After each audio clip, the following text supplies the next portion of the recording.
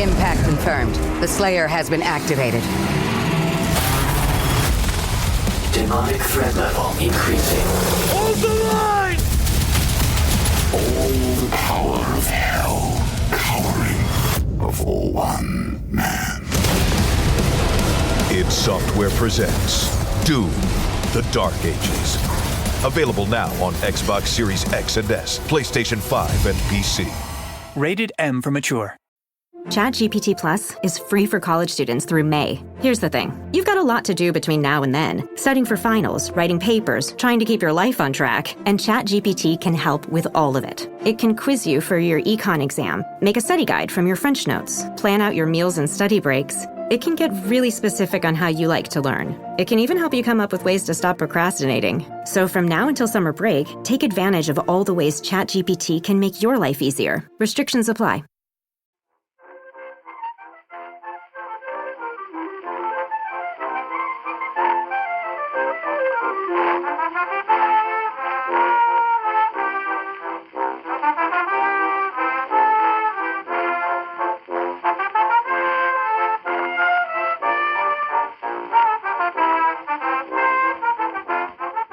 Hello and welcome to Backlisted, the podcast that gives new life to old books. Today you find us in the Floral Hall in the Yorkshire seaside town of Kiplington in the South Riding. It's a warm August evening in 1932 and we're here for a grand gala evening organised by the redoubtable Madam Hubbard. The Kiplington Memorial Subscription Band have just finished their classical overture. The stage is suddenly filled with 50 young women, their faces painted, their hair waved or frizzed or corkscrewed into ringlets, are about to launch into the Song of Welcome. I'm John Mitchinson, the publisher of Unbound, the platform where readers crowdfund the books they really want to read. Sorry, just that was such a brilliant introduction. Kick high, ladies, kick high. I've been practising Lily of Laguna. And I'm Andy Miller, author of The Year of Reading Dangerously, and we're joined today by two guests, one new and one returning. Tanya Kirk and Una McCormack. Hello. Hello. Our new guest is Tanya Kirk. Tanya is the lead curator of Printed Heritage Collections 1601 to 1900 at the British Library. A specialist in literary collections, she's co-curated 6 major exhibitions, including ones on science fiction, Gothic literature, Shakespeare, and the British landscape in literature. She's also edited 4 collections of classic ghost stories taken from books and periodicals in the British Library for the series Tales of the Weird, the most recent of which is Sunless Solstice, Strange Christmas Tales for the Longest Nights. Tanya, I reckon your job is one that loads of our listeners would at least like to have a 2-week turn at. What is the rarest or most valuable book that you have held in your 2 hands? It's probably the first quarter of Hamlet, which there's only 2 copies in the world. It's a text that is disputed. Possibly it's like done from memory from one of the players who performed in it. Yeah, so there's only 2, and we've got the only copy that has the last page. Wow. That's a good answer. Yes, I will accept it. What? I've got a question, though. When you read books at home, then, I'm assuming that there's 2 strands of thought as regards books. Should you treat them well because they are important objects, or should you show your love by breaking their spines, turning the corners, scribbling on them, and generally vandalising them? I wonder if you can guess which school I subscribe to. It's the former. So when you're now, you can't do that to one of the only existing copies of Hamlet, presumably. No. I don't know what goes on at the BL, but at home, are you respectful of books or are you a vandal? I'm very respectful of books, although sometimes if there's a mistake in them, I do correct it in pencil. I love it when I get people who've done that. I love that. People do that in London Library copies, I've noticed. They like to let you know that they were there 40 years ago. Tutting. Could you countenance Alex Christofi, former guest, wonderful biographer of Dostoevsky, caused absolute mayhem on Twitter when he confessed that he'd take a paperback on holiday and he'd rip out, once he'd finished reading, he'd rip it out and bin the rest. McCormack, I've done that. I haven't binned it. I was going on a long-haul flight, and I'd been reading The Golden Notebook, which is quite a hefty... Doris Lessing. Yeah. And I only had about 50 pages left to go. So in my defence, it was a really, really cheap paperback edition. It was practically broken anyway. So I cut it down the spine. Yeah. And I left the big bit at home. My stomach has lurched. I'm in pain. I'd got it for $2 or something in a book sale somewhere. Did you sellotape it back afterwards? No, I think it's just on the shelf in 2 bits. The thing is, though, right, I know there's no right or wrong way to do this, but I can't stand that thing that you see people saying, oh, books deserve to be loved. No. They've been scrunched up, and I stuck them down the lav, and I showed how much I loved them by bashing them with a hammer and to prove that I'd read them, right? It's at that absolute spine. nonsense. How do you not break the spine of a really big book? He doesn't read the middle of the book. It's like the last third. Yeah, reading really carefully. I really struggle with paperbacks because it is so hard to not break the spine. So I do mainly buy hardbacks. That's a good digression. Oh, it's going to be a long episode. Right. And thank you very much, Tanya. And the returning guest, as regular listeners will have already recognised, the bookslayer. The voice of the bookslayer herself, Storm Una McCormack. Making her 6th appearance on Backlisted. Really? That Amazing. many? Having previously joined us for episodes dedicated to Anita Bruckner, Georgette Heyer, Russell Hoban, J.R.R. Tolkien, Terence Dix, and William Golding. That's her 7th appearance, John. You can't count. 1, 2, 3, 4, 5, 6. This is her 7th appearance. And later on, I'm going to get a copy of a book by each one of those, and I'm going to cut it down the spine. That is an eclectic mix. That's what we call range, Una. That's what we call range. You were on the Doctor Who episode, I weren't was, you? yeah. Was that on the Terence list? Dix. Yeah, Terence Dix. Oh, Terence sorry. Dix. Terence Dix. Sorry. Doctor Who isn't an author, Tanya. I hate to break it to you. Oh. Or is she? Ooh. I love it. If you like that kind of chippy feminism, keep listening to this episode. Una is that's chippy feminism in inverted commas before you write and complain at me. Una is a New York Times bestselling writer of TV tie-in novels, most recently the autobiography of Mr. Spock. Yay. Let's have a round Very of good. applause for Very that. good. Oh, that was fun. That's Mr. Spock from Star Trek, everybody. A former university lecturer in creative writing, she continues to mentor writers and is on the editorial board for Gold SF, an imprint of Goldsmith Press, publishing feminist science fiction. We're so pleased to have you both here. Thank you for having me back. Yeah. The book we're here to discuss is South Riding by Winifred Holtby, the classic Yorkshire novel, described by some as the great novel of local government. But don't let that put you off. It has many strings to its fictional bow, not least the fact that it was first published by William Collins in 1936, 5 months after Winifred Holtby had died from Bright's disease at the age of 37. So South Riding has been in print ever since and has been adapted several times for film, radio and television, perhaps most memorably by Stan Barstow in 1974 for Yorkshire Television. But more of that later. Before we brave the sea frets and the subcommittee minutes, I must ask the old question. Andy, what have you been reading this week? Thank you, John. I've been reading a book by Tracy Thorne called My Rock and Roll Friend, which is about Lindy Morrison. Now, I've read all of Tracy Thorne's books. Her first, Bedsit Disco Queen, then Naked at the Albert Hall, then Another Planet, which is her book about suburbia, and now this one, My Rock and Roll Friend. And this is my favourite of her books, and I think is probably her best book to date. If listeners don't know who Lindy Morrison is, or Tracy Thorne is a singer and songwriter who for many years has been a member of Everything But the Girl.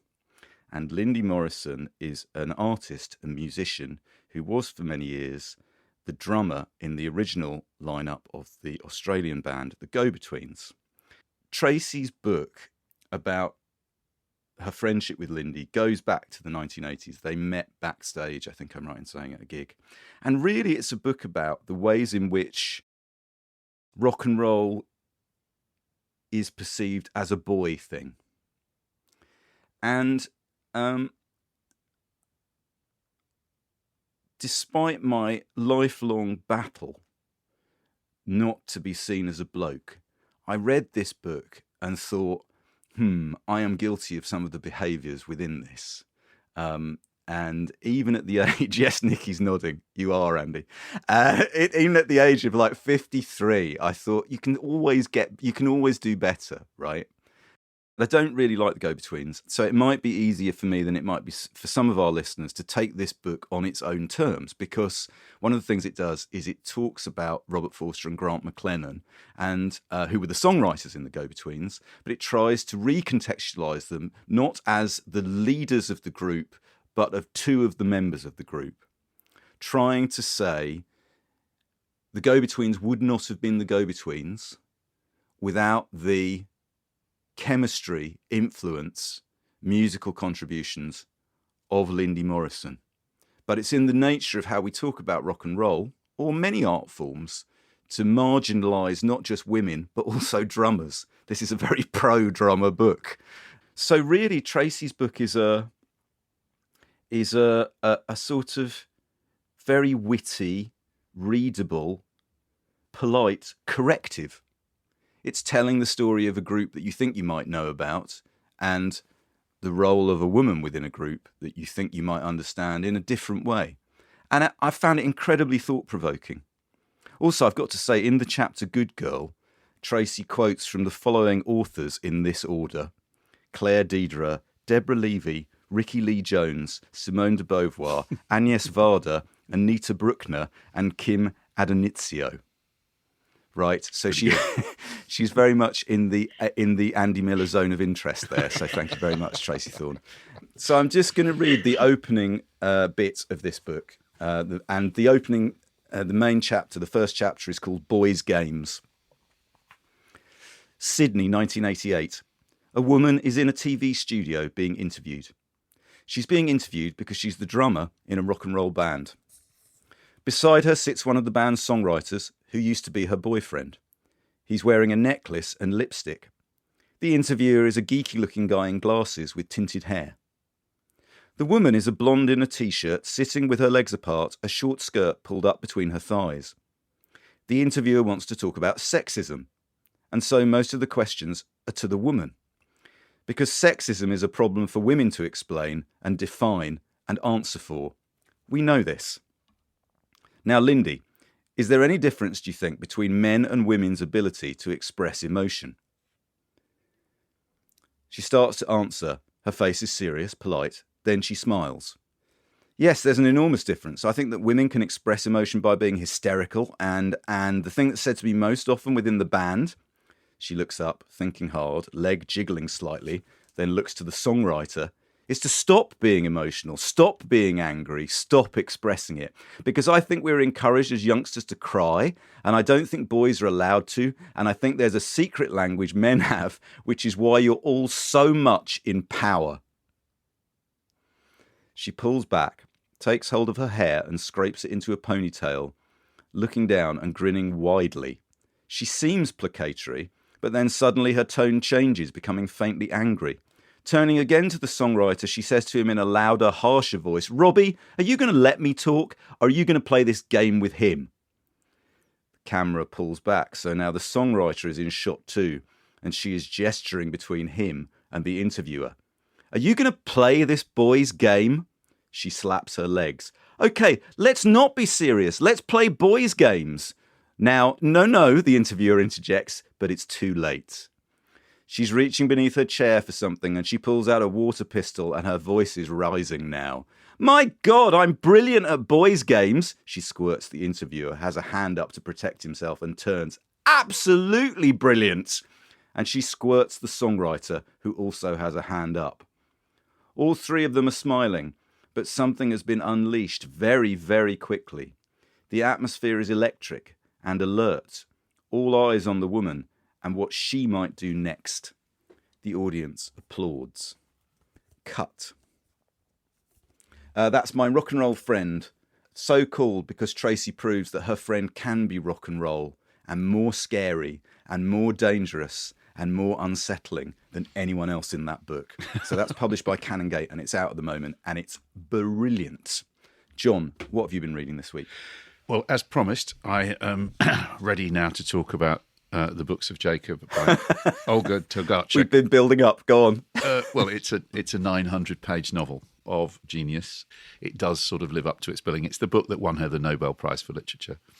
Is it where I would start with Olga Tokarczuk? No, I wouldn't. I'd start with Flights or Drive Your Plough Over the Bones of the Dead. Yeah. So this is a historical novel set in 1750s Poland, which essentially might as well be medieval Poland, because one of the great movements in this book is from a kind of medieval worldview to a kind of Enlightenment worldview. And the story is about a real person called Jacob Frank, who was but believed himself to be the second coming. He was Jewish, believed himself to be the second coming, the Messiah, and started a cult. And so it's a book about belief and about, but it's also a book about science. One of the other main characters is a brilliant bibliophile called Father Chmielowski, who was a real person and wrote a book that Olga Tokarczuk has written about before, called The New Athens, which is a kind of Poland's first encyclopedia, an attempt to bring all the knowledge about the world into one place and to put it into a book. So what is the book about? It's about everything. It's about the biggest possible questions. It's about belief. It's about God. It's about science. It's about... Yeah. So what is it not like? It isn't like Tolstoy. It's a bit like Dostoevsky in that there are there are hundreds of characters in the book. She follows them all through. So you have this extraordinarily, unbelievably rich reconstruction of 18th century Middle European life. And it's obviously also about Jews assimilating, becoming part of the European mainstream. There are pogroms, people are killed and tortured, but there is that idea of ideas transforming themselves, becoming part of a new reality. Was my attention kept all the way through the 900 pages? Of course it wasn't. There were times when I was, like anybody, I was where my attention drifted. But was it worth the final 100 pages are worth the effort? It's like all of these books. If I'd stopped, I know quite a lot of people who've stopped reading this book, and I would say you kind of don't get it until you get to the end. The ending is magnificent, and she absolutely delivers on what she sets up. And I'm going to read you just a really little bit. So there's the whole point about it starts in Rohatyn, which is in rural Poland. It's in a tiny little town where there's a big Jewish community, and it ends up in the grand avenues of Vienna. And there's not a lot of drama in that sense in the book. The drama, insofar as it is the man a charlatan or not? And Jacob Frank kind of comes out of it as a charlatan. I mean, strangely, one of his particular party tricks is to get young women to suckle him. So he takes on. So there's a lot of weird sexual control. I think you've made it sound amazing. Yeah. Here's the thing. I heard a brilliant thing about Nixon in China last night, and it was saying that Chairman Mao, one of the librettists said that what that is about, because Chairman Mao comes out of that opera rather better than people would expect. And they said Chairman Mao is a warning about what happens if you get a philosopher as your king. And that's what Jacob Frank is like. You've got somebody who is incredibly charismatic, deeply has deep religious kind of, he's a scholar as well as a kind of a charmer. And it really struck me the force that's unfortunately we think that intellectuals would be exactly what we need to run the country, but this is 900 pages that will tell you maybe not. It's not a book to take on holiday if what you want is an entertaining light read. If you want to read and grapple with a great work of art, I'm afraid that's what it is. So it's The Books of Jacob by Olga Tokarczuk, translated brilliantly, miraculously by Jennifer Croft. One of the best translations I think I've read ever. And it will cost you 20 of your English pounds. The book chat will continue on the other side of this message. Having trouble hearing in work meetings? Eventually you zone out. You've missed too much to catch up now. Get your confidence back with Nuance Audio. No worries. I just spoke with the sales office, and they assured me the order has already been processed. The new invisible hearing solution that's built into your glasses. Nuance Audio glasses help you hear better and reduce background noise, so you can tune into your meetings all day long. Learn more at nuanceaudio.com. In golf, precision is everything, on and off the course. PGA of America chose advanced 5G solutions from T-Mobile for Business for smooth operations and seamless transactions. Together, we enhance ticketing and concessions for better fan experiences from gate to green. This is pro-level efficiency. This is PGA of America with T-Mobile for Business. Take your business further at T-Mobile.com/now. Hey guys, have you heard of Goldbelly? It's this amazing site where they ship the most iconic, famous foods from restaurants across the country, anywhere, nationwide. I've never found a more perfect gift than food. They ship Chicago deep dish pizza, New York bagels, Maine lobster rolls, and even Ina Garten's famous cakes. So if you're looking for a gift for the food lover in your life, head to goldbelly.com and get 20% off your first order with promo code GIFT. Don't get carried away. If you think you're going to find drama, world tragedy and embryo and all that, just forget it. What it's about most of the time is education, drainage, foot and mouth disease. Same principles apply. Get down accurately what goes on. Make sure you spell the names right. Super. It's taken me 6 years, but finally Roy Kinnear has appeared on Blacklisted. Brilliant. Right. That's from the 1974 TV adaptation of South Riding, adapted by Stan Barstow, author of A Kind of Loving and other great northern texts. And I think most of us have watched this version, haven't we? I watched it because you recommended it to me, Una, and Tanya, you've seen it, haven't you? I think, John, you watched it. I did on YouTube, absolutely loved it. It's really good. 13 hours of VT, but tremendous for all that. Yeah, it puts the actors forward, doesn't it? So that and it doesn't cut some of the smaller stories. So about the Sordens and the Mitchells, you spend some time with those characters, and a proper Miss It's Sigglesthwaite so faithful. as well, I think. Yeah. So, John, what book are we talking about? We're talking about South Riding by Winifred Holtby, and it was published in 1936. And as we said earlier, she died 5 months before it was published. Our former guest, Dr. Matthew Sweet, has described it as a Depression-era Middlemarch, and I describe it as a feminist, ragged-trousered philanthropist. Yeah, both of those things. Both of those things. Yeah. First of all, I love reading the novel, and second of all, I loved learning more about Winifred Holtby, actually, about whom I knew very little. It's an astonishing story, isn't it? Amazing. Tanya, when did you wanted us to talk about this book. Yeah. When did you first read South Riding? Where were you? What were you doing? So I first heard about it because when I was training to be a librarian, one of my fellow trainees was reading it, and I asked her about it, what it was about, because I'd never heard of it, and she said, it's about a local council. And I thought this was absolutely hilarious because I was a massive book snob, having just done an English degree, and it just kind of laughed and didn't think anything else of it. And then fast forward about 5 years, I was working at the British Library, and I was doing an exhibition about the British landscape in literature, and I ended up putting South Riding in it, so I read it for that, and I got absolutely obsessed with it. And partly because my previous great obsession, Middlemarch, I find there are so many similarities between them that I find really fascinating. So they've both got these kind of taglines. So South Riding has an English landscape, and Middlemarch has a study of provincial life. So I think those kind of complement each other. They both have 8 parts. They're set exactly 100 years apart, so 1832, 1932. Oh my God, yeah, that's true. Excellent. They both involve like coming of the railway to an area / road. Wow, yes, of course, yeah. And like huge kind of social change, and also the way that all the characters are so kind of interconnected. So a tiny action of one character can have this huge kind of rippling effect in the community.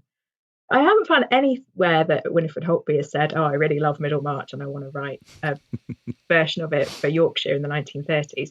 But I can't see how she could have not had it in mind. I think one of the things about this novel is if you had to sum it up in one line of what Winifred Holtby was trying to say, it is that there is such a thing as society.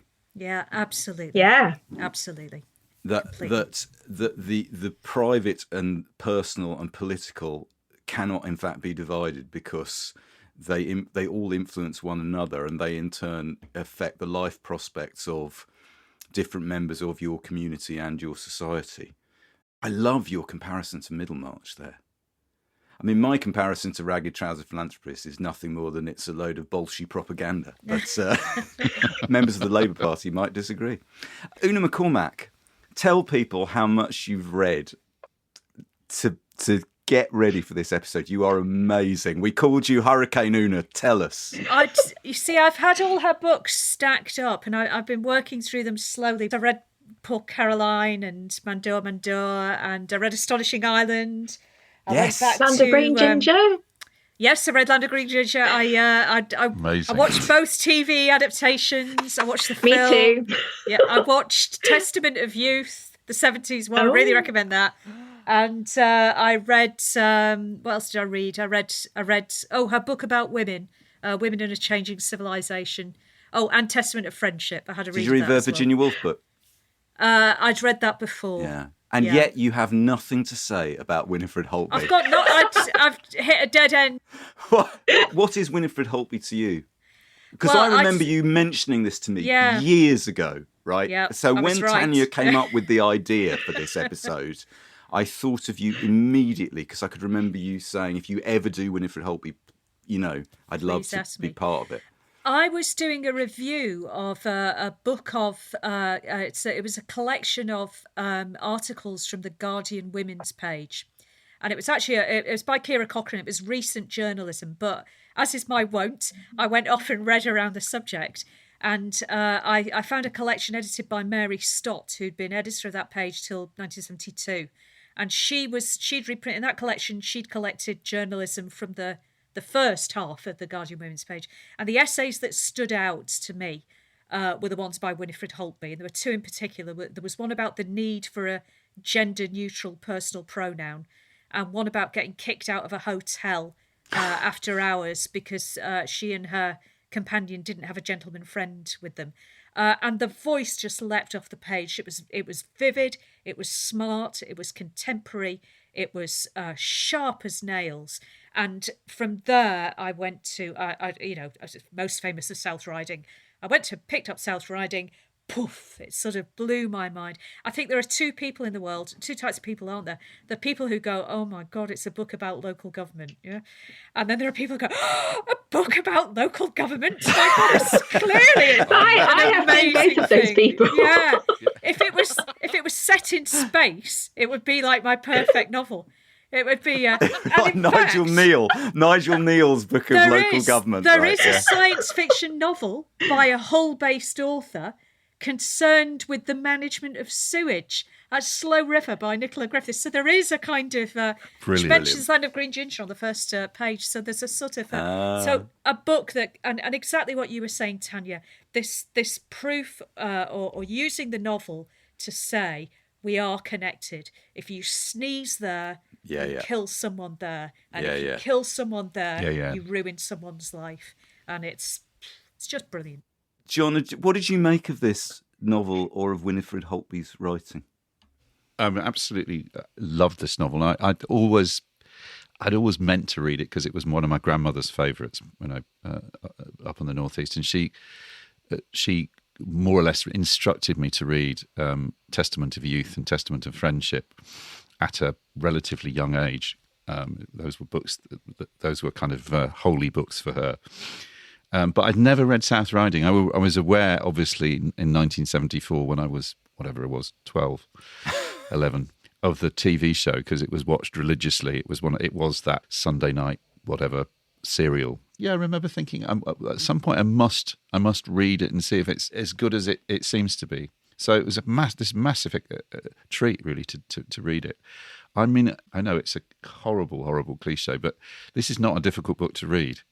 I mean, given that I had quite another big fat book to read for this podcast as well, I raced through South Riding, I can tell you. But also, it's not just plot, is it?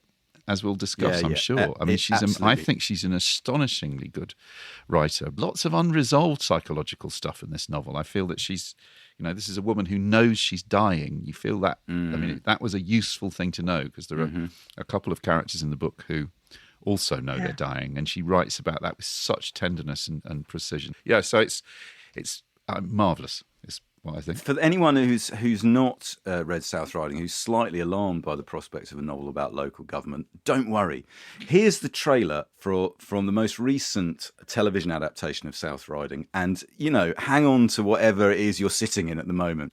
I'm not sure you know what you're in for. Coming to the South Riding from London. Actually, I do. I was born here. I thought she was very lively. This is 1934. The future is going to be very different. I mean, she'd stir things up a bit, wouldn't she? But do we want that? I want my girls to know that they can do anything. You're a remarkable woman. You've been disappointed in love during the queue. Bad things happen. Life goes on. Some places can change a person, but sometimes a person can change everything. Some people call this the last town in England, though we don't think so, of course. Welcome to South Riding. Coming soon to BBC One and BBC One HD. Does it really have that music? Should get Nikki to play that again because, frankly, I couldn't keep up with everything that was happening. That's how gripping it is. The sheer drama. Una, we're going to hear various clips through the show of adaptations of South Riding. Why do you think people keep going back to this novel? It was a hit when it was published. Yeah. It's been adapted for film and radio and television repeatedly. What's it got? People are coming back to it to adapt it every sort of 40 years, aren't they? I think it has all these things that John says. It's got this sort of propulsive readability.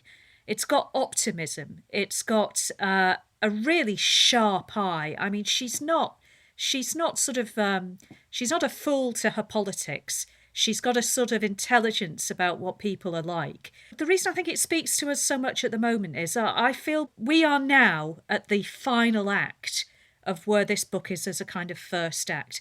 We're talking about a book that's written before the expansion of the welfare state, before the NHS. Yeah, and we're kind of just at the end of that now. It's talking about poverty. It's talking about the bankruptcy of the aristocracy. It's talking about corruption in politics. But it's also saying, but look, this is what we could do. This is what we could build. And what we see, this book comes out before the war, we see that happen. And then we see it collapse. Yeah. So that's why I feel it's so contemporary. It promises us something and shows us how to do it. Yeah, promise. I think that's very interesting. The idea that it still is a promise unfulfilled. So about autonomy and society, about the individual and the community. Tanya, what do you think? What is it about the book that speaks to people still? I felt like it was so contemporary, and I don't know if it was reading it at the moment because there's a measles epidemic in the book, and some of the way that gets talked about, it really just felt like COVID to me. Like all this kind of same concerns about protecting your family. There's stuff about the role of the state and the size of the state. There's stuff about the right of people to access education and birth control, and like the women's right to choose and access to healthcare, infant mortality, council tax and the cost of living. I feel like exactly like Una says, it's so now, but also of the 30s. And she's insisting, this thing that you were saying, insisting on our connectivity, that if we talk about, freedom from COVID, we're deluding ourselves, yeah? We're talking about, the ability of a small number of people to seal themselves off and get their Amazon and Deliveroo delivered. And she's this isn't possible. This isn't how these things work. But there's always we have the measles epidemic, but people pass things between. She says we've got a choice. You can pass measles or you can pass around songs. People are humming songs that they pick up from concerts that they go to. So there's a sort of, look, you can pass this around yourselves or choose not to, or you can spread joy. You can spread happiness. You can spread. You can build something positive and not destructive. It's a really clever book. I just want to read something. John talked about how reading the novel, knowing that she was so ill when she was writing it, kind of contextualised it in a way. Listeners might want to fast forward by about 2 minutes because the bit I'm about to read contains some heavy spoilers. So go forward about 2 minutes. But our friend Peter Fifield, who is at Birkbeck, is the author of a book called Modernism and Physical Illness, Sick Books, which is terrific. Has essays on D.H. Lawrence, Virginia Woolf, T.S. Eliot, Dorothy Richardson, and Winifred Holtby. And the chapter on Winifred Holtby is entitled Winifred Holtby and the Fevered Middlebrow. I just want to read the beginning of this because I think, John, you'll find this totally captivating. This is what Peter Fifield says about Winifred Holtby and South Riding. He says, Winifred Holtby's premature death from kidney failure is a prominent feature of her authorial image. Suffering from Bright's disease, she died at the age of 37 after an extended period of debilitation. An especially purple review of the posthumous success South Riding tied the author's illness directly to her literary abilities. Quote, we cannot avoid remembering that all the time she was writing it, she must have known that it would be her last. The knowledge has not given it any twist or morbidity, but it has given it a sort of passionate richness of love, comprehension and compassion that is like the scent of dark red roses. To a similarly eulogistic end, Vera Brittain keenly shaped her friend's image, notably with the memoir of their relationship, Testament of Friendship, published in 1940. This enshrines Holtby as a model of saint-like patience, who wrote her masterpiece while enduring sickness with determination, selflessness and good cheer. Brittain writes that, quote, in one sense, she welcomed her last illness for the kinship that it gave her with other victims of pain. South Riding itself is well stocked with sickness. This is the spoiler, everybody. Miss this bit. Seeming to confirm its author's growing preoccupation. Amongst the novel's many afflicted characters, Robert Kahn suffers from angina pectoris. Mrs. Holly dies shortly after childbirth. Gertie Holly dies of a relapse following a mastoid operation. Lily Sorden dies of cancer. Nell Huggins has rheumatism. Mr. Brinsley has died of double pneumonia. And Midge Khan is one of numerous children who catch measles. Oh, and also Mildred Khan is incarcerated because of psychological illness. For Holtby, physical illness is, however, a sustained interest that concludes rather than begins with South Riding, and does considered and substantial imaginative work. Now, I thought that was brilliant. Thank you, Peter. John, one doesn't read South Riding and feel like it's a litany of passings away. No, there's a sort of positivity that she has in her descriptions. I think maybe it's because she's brilliant at doing... although the bit I'll read later is a great example of this of the landscape and the sense of the cups and sauces and bread and butter and pints of beer, the bits and pieces of people's lives, kind of the comfort that people take, the small comfort. Even you mentioned Lily Sorden, who's incredibly unwell through the whole book and martyrs herself by not telling anybody that she's unwell.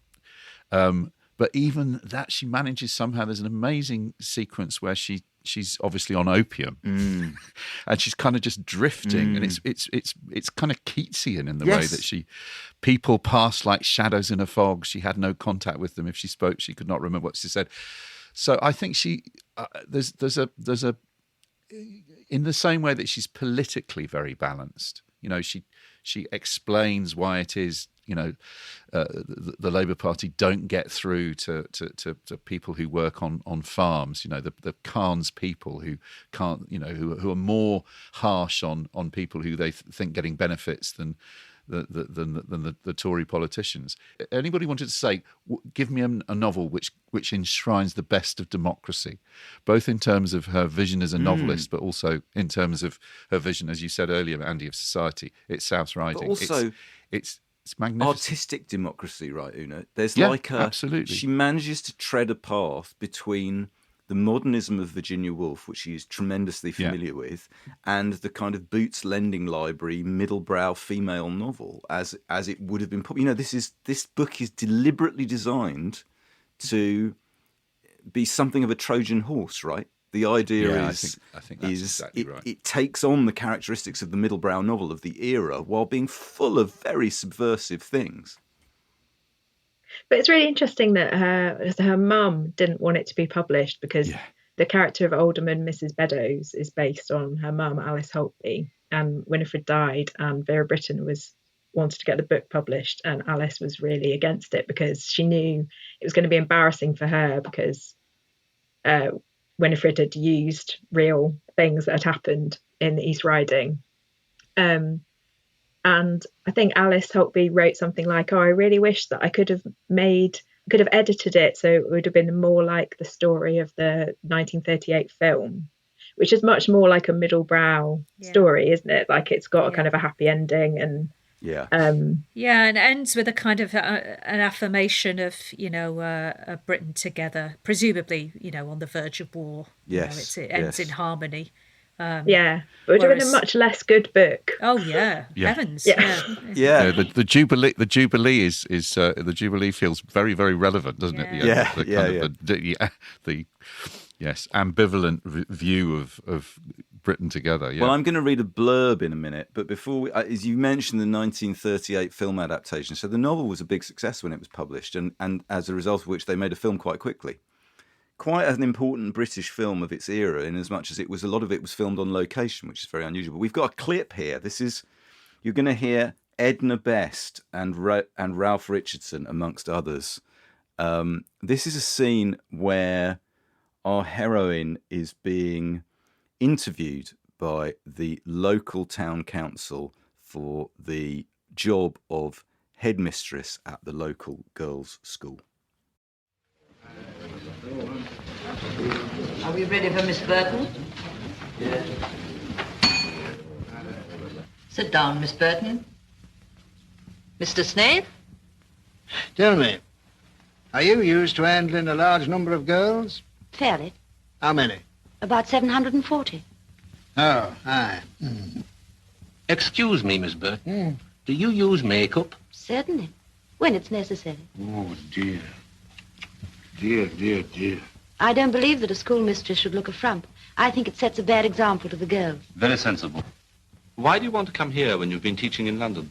I wanted to come back to Yorkshire. We had a much better vacancy at Clinton Bridge last year. Why didn't you apply for that? Because I didn't think that I would get it. Why not? Well, you see, I'm not by birth a lady. Well, what do you mean you're not by birth a lady? My father was a blacksmith.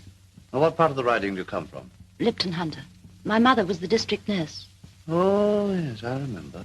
Go on, say it. My father was a drunkard. He drank himself to death. My mother went to the West Riding and worked herself to the bone to educate me. I'm proud of my mother. If no one else has anything to ask? No, nothing. No. If you don't want to read this novel now, what's wrong with you? Come on, it's brilliant. What's wrong with you? What was really interesting watching all the adaptations back to back is that, as you probably heard, the 2011 one really leans into the romance. And this film really leans into the local government. Yeah. It's So what about the subversion of the sort of Heathcliff stereotype in this novel? That's really interesting, right? So you've got Robert Calm, the landowner, Not Heathcliff so much as, who do I mean? Look, Mr. Rochester. Mr. It's more a Rochester. Mr. Rochester thing. Rochester and a bit of Heathcliff. Little bit. There's the constant expectation of romance. Absolutely. Totally deferred, right? Completely or not. deferred. What I find so weird about Khan is that Winifred Holtby describes him 4 times as looking like Mussolini. Mussolini, yeah. I know, it leaps off the page, doesn't it? Down this rabbit hole of like Googling young Mussolini, thinking, she keeps saying, oh, he was very handsome, looks a lot like Mussolini. And I was like, in what way is Mussolini very handsome? It's like when you see that, there was a biography of young Stalin. And you would but he was very handsome. He's a dish. Who's that? Oh my God. Yeah. Mussolini, no. Yeah. But Khan, you're right. He's set up as this sort of Russian. I mean, there's a scene with him on a horse as well, isn't there? Bumps into him on the horse. He's kind of brooding. He's got the unhappy first marriage. You're expecting, of course, that the first wife will do the decent thing and die in a fire or something. But that doesn't happen at all. But Khan, I think he's sort of set up as the antagonist. He's the gentry, he's the landowner. Yeah. But even then, I think Holtby is saying he's not the villain here, and it's Sedgemeyer. It's marrying into the aristocracy that drains him dry. This vampiric, sort of extremely rich. And there's a lovely isn't there a moment where they're at a poor relief committee or something, and it's Khan who has the common touch. And I think Astle is sort of envious of it. Khan, she seems to me to be saying that Khan is a man out of time. Yeah. That he doesn't fit, but that's not to say he's not a human being, and not to say that his values are without merit. The values of community, mutuality, reliance on each other. It's feudal. It's feudal. He cares for his feudal charges. But she says it can't be real love because you need equality. Tanya, I'm going to ask you to read something in a minute, but first I'm going to read the original jacket copy for South Riding, published by Collins in 1930. Is it 36? Yeah. South Riding by Winifred Holtby. South Riding is unquestionably, John, I'm just going to say to John, listen to this. Would you put this on a jacket, John? South Riding is unquestionably the greatest novel we have been privileged to publish. Wow. Collins? Screw the rest of our authors. Yeah. This is the one. Completed just before she died, it shows Winifred Holtby at the full height of her remarkable powers and brings home even more forcibly how great a loss current literature has suffered. South Riding is a story of Yorkshire life. It centres around a county council and, as Winifred Holtby herself wrote, quote, the effect of bylaws and resolutions on the lives of people like haulage contractors, corn dealers and small-town drapers. It is full of hunting and agricultural shows and relieving officers and drainage schemes and all the things that make up country life. Put it in my veins. Those who are already familiar with, quote, the administrative country of York, the local government of which forms an unobtrusive background to the story, know that the South Riding is in fact non-existent, that this romantic region has been historically omitted from an area divided into north, east and west. The industrial smoke-blackened West Riding of Phyllis Bentley's novels forms no part of Winifred Holtby's English landscape. The North and the East Ridings have lent their crashing seas, their sweeping wolds, to give sound and colour to this gracious and compassionate story. Once again, if you're listening to this and you don't want to immediately read South Riding, there is something wrong with you. Something is wrong with you. Didn't she find that she found all the sort of papers in her mother's wastepaper baskets of all the council minutes? Her mother had to resign. Her grieving mother had to resign from the council. Yeah, the whole story about the there's like a kind of a fraud plot with buying land to defraud the council from money. Yeah, that was all based on a real story where someone committed suicide. So it's like properly serious scandal. What I love about Winifred Holtby, I've got to say, actually, funnily enough, is she takes no shit. Right? If you read her other work, her journalism and her short stories, actually her voice is remarkably flexible in terms of what she can turn her hand to and the extent to which she pursues an idea that she feels is true. And that adds to the sense of South Riding as a Trojan horse, I think. I learned a lot by reading other things by her about how capable she was of doing all sorts of other things, rather than then turning her hand to, quotes unquote, a middle brow novel, which requires its own set of skills. But it's a very clear, artistic, political, social, commercial, philosophical decision. Tanya, I wonder whether could you read us something to give us a little bit of a sense of how she goes about it?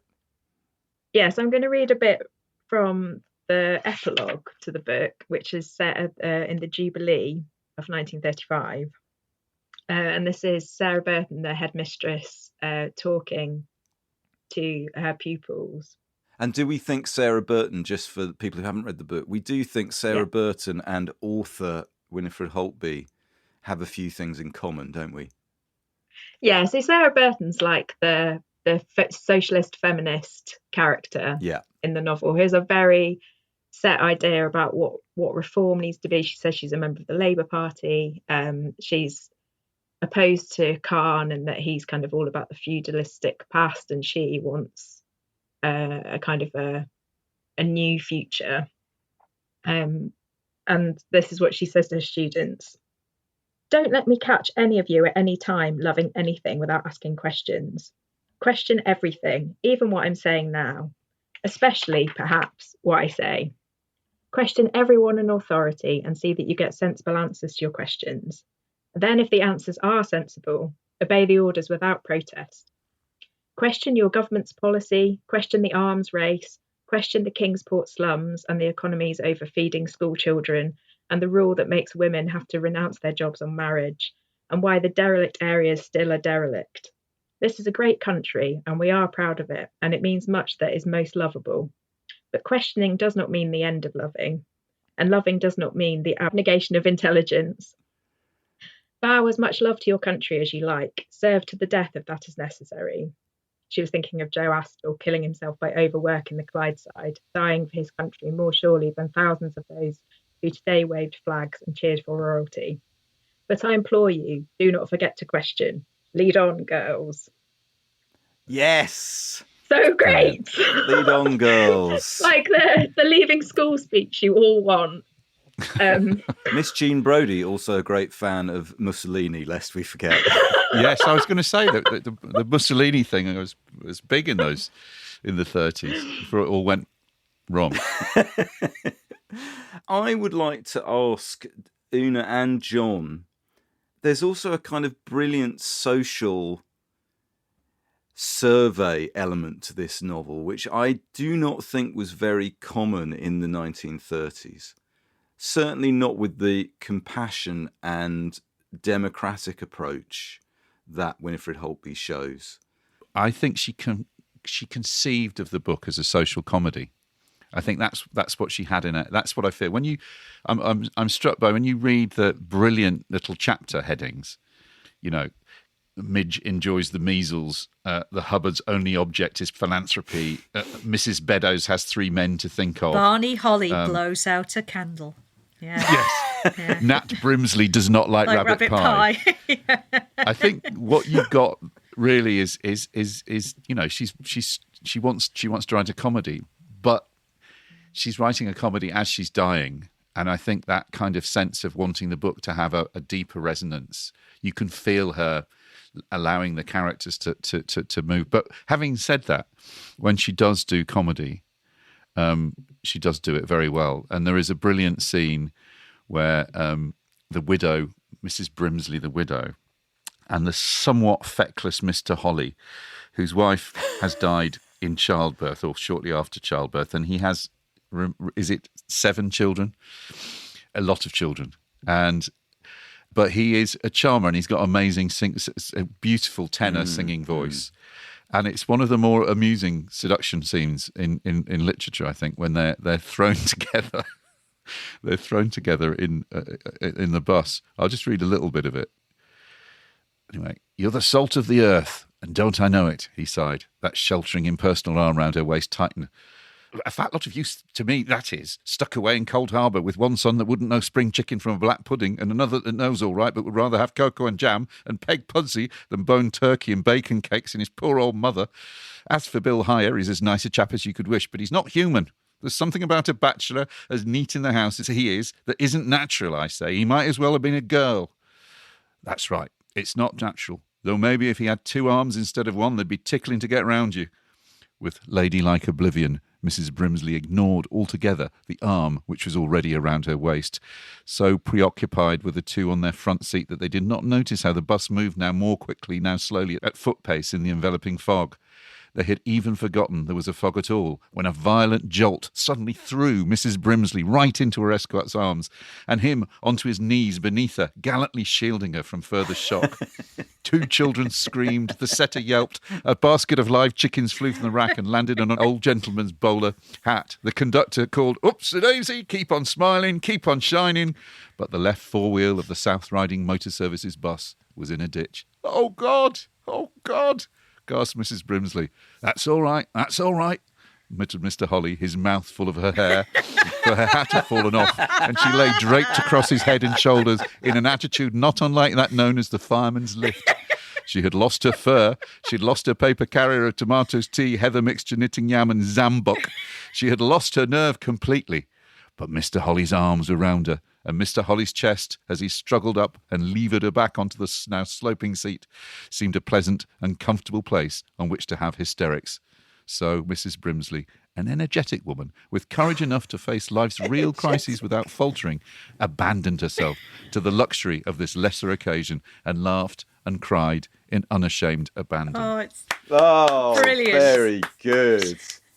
Rhythm, though. Rhythm. Yeah. Right? Like all comic writing. Listen to the rhythm of that. Bang, bang, bang, bang, bang. I'll go into spoilers here because I do want to talk a little bit about Barney Holly, who I think is the sort of, if there is a villain in this book, it's probably him. He just goes through this book with the kind of casual abandon of a which in a posher man would be Boris Johnson. Yeah, he just lives without consequence. He is quite literally shameless. Yeah, he lives without consequence. And then I think it's not even the death of his wife and the fact that this consigns his eldest daughter, who's a clever girl, consigns her to a life of drudgery, sort of gets him to pull his bloody finger out.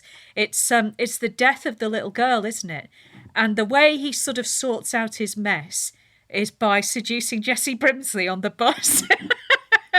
He's he's a brilliant example of a man who thinks he's a lovable rogue, who she presents as an unlovable one. He's really, really good. And the other brilliant thing about this scene is it's immediately juxtaposed with a scene between Khan and Sarah Burton, in the Manchester Hotel, which is a disastrous encounter between potential lovers. Spoilers. Oh, yeah.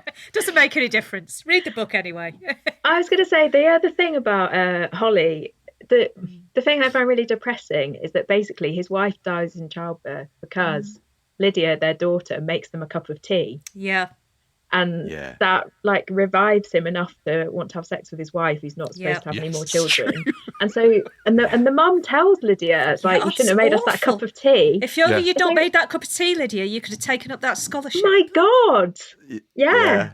The other utterly ruthless character I think we have to mention is Midge Khan, who I find quite really, really cold, actually. She's horrible. Yeah, that scene at the end where she just...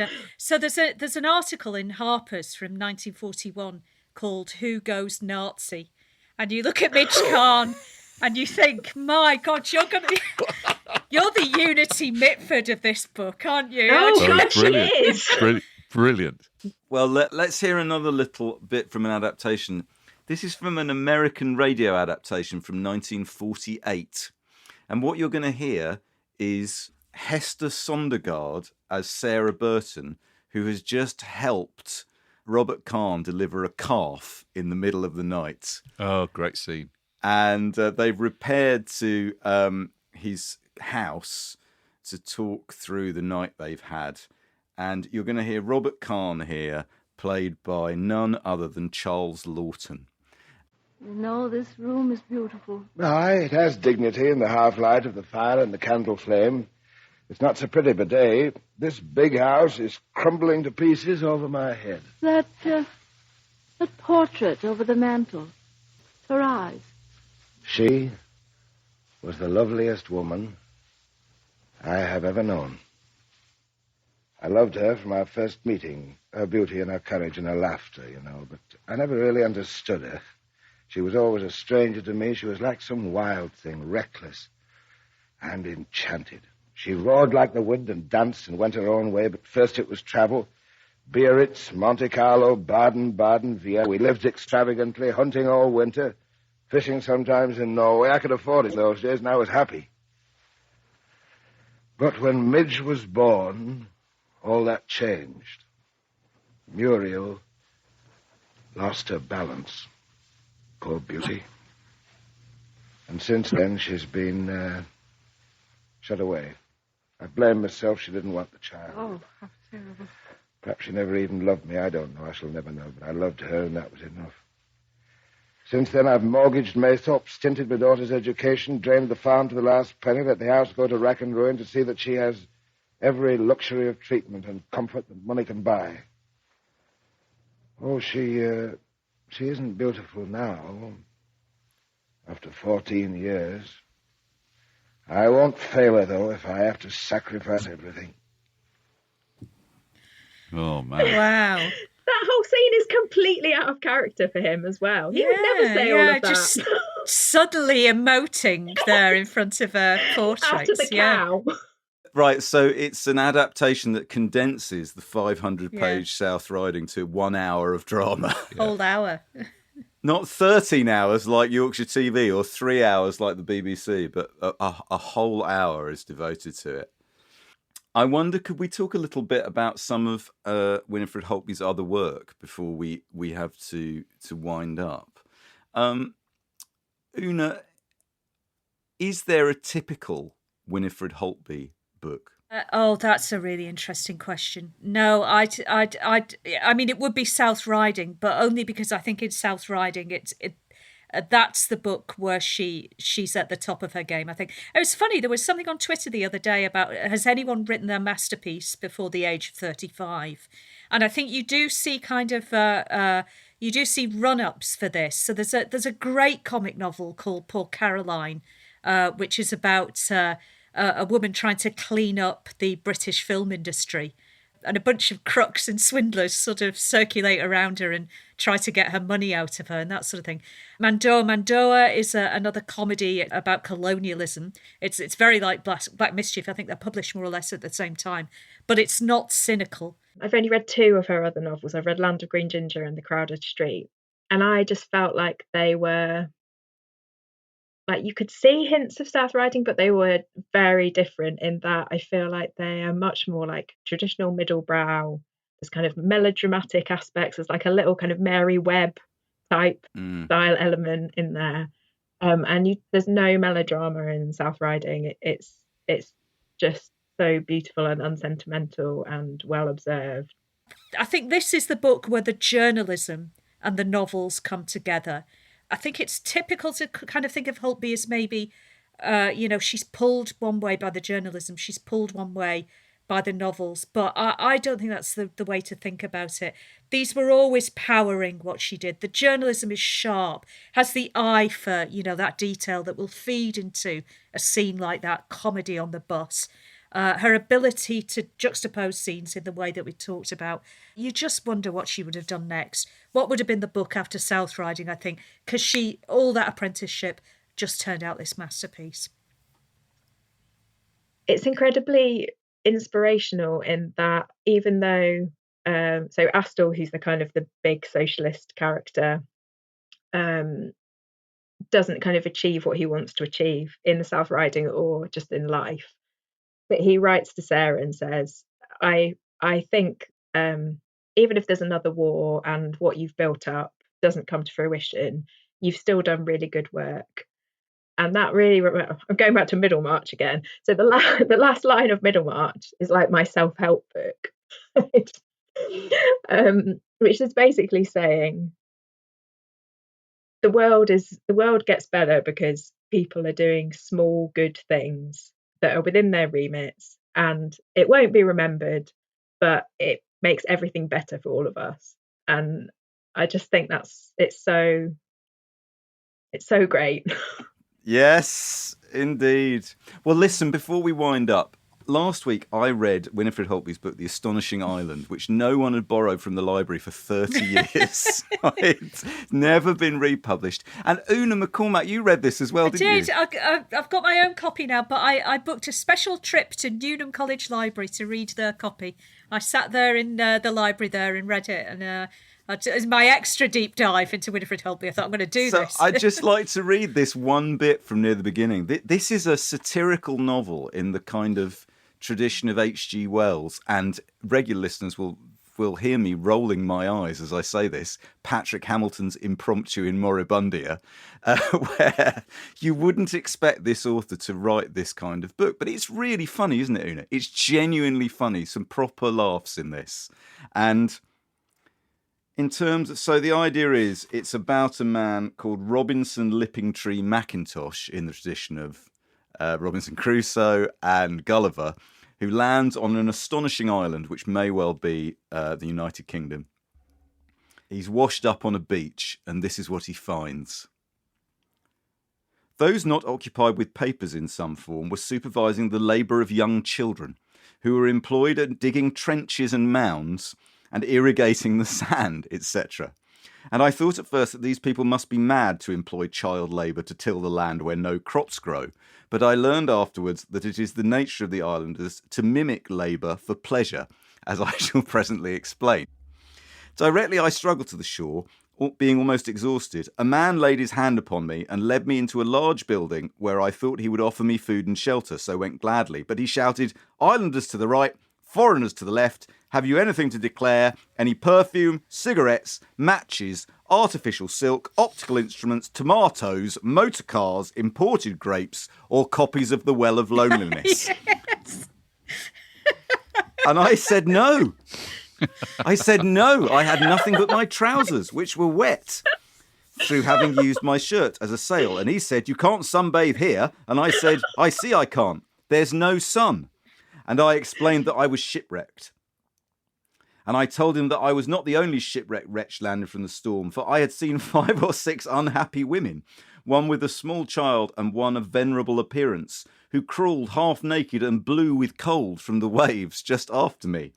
Yet not one islander went to help them or show compassion for their terrible plight. And when I pointed out to the man who had so strangely questioned me about motor cars and imported grapes, he said, "Help them?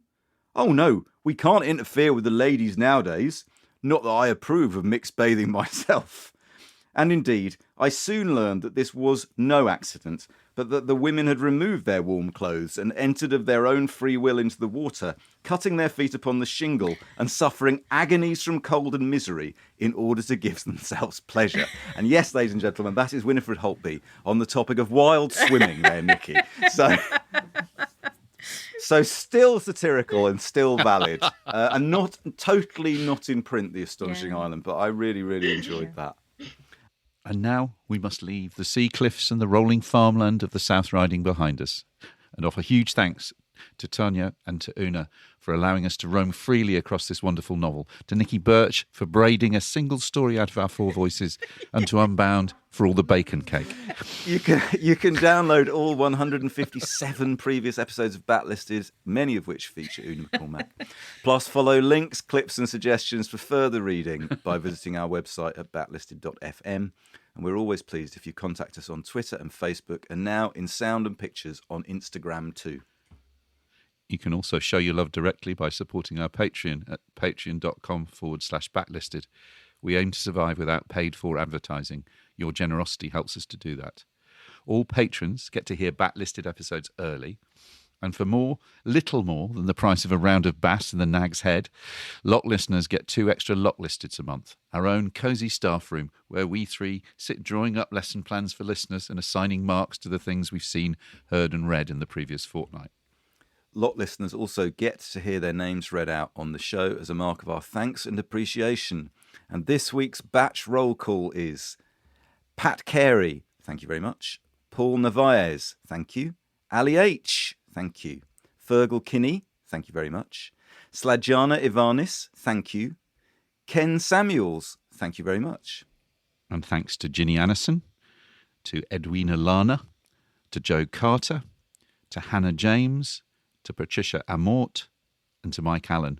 And we're also delighted to welcome Fleur Ashworth and Sarah Chapman to our Guild of Master Storytellers, the highest tier in the backlisted firmament. Hey, listeners, if you're in London on May the 9th this year, 2022, you can come and see me and my band Shabby Road at the 100 Club, raising money for the National Literacy Trust by playing songs from the Blue album by the Beatles, sort of 67 to 1969 and 70.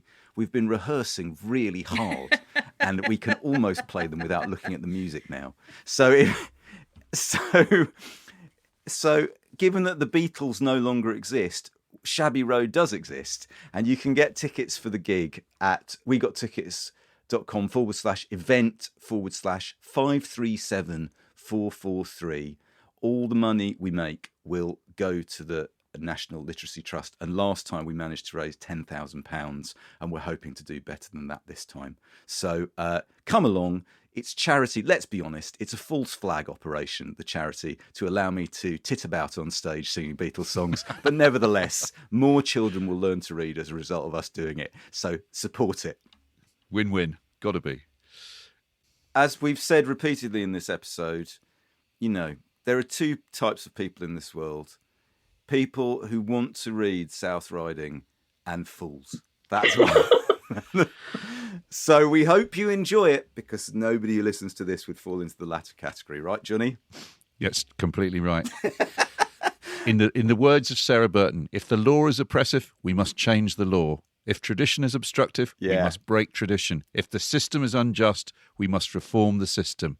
Take what you want, says God. Take it and pay for it. Thanks, Tanya. Thanks, Una. This has been brilliant. Thank you. See ya. Bye-bye. Bye.